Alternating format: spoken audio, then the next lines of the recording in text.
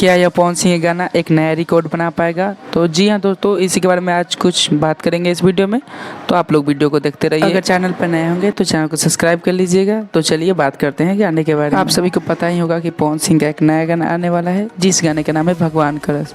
इस गाने को आप सबके बीच 9 तारीख को रिलीज किया जाएगा मीरा म्यूजिक के यूट्यूब चैनल से, जो कि प्रियांशु सिंह का चैनल है। उसी चैनल से इस गाने को रिलीज किया जाएगा 9 तारीख को। गाने का शूटिंग पूरी तरह से कंप्लीट कर लिया गया है और गाने का फर्स्ट लुक पोस्टर भी आ गया है आप सबके बीच। इस गाने का जोरों शोरों से एडिटिंग किया जा रहा है, आप लोग बस तैयार रहिए। 9 तारीख को आप सबके बीच गाने को रिलीज कर दिया जाएगा मीरा म्यूजिक के यूट्यूब चैनल से। अब बात करते हैं क्या यह सच में गाना आएगा तो एक बड़ा रिकॉर्ड बना पाएगा? तो अभी कुछ नहीं कह सकते हैं रिकॉर्ड के बारे में।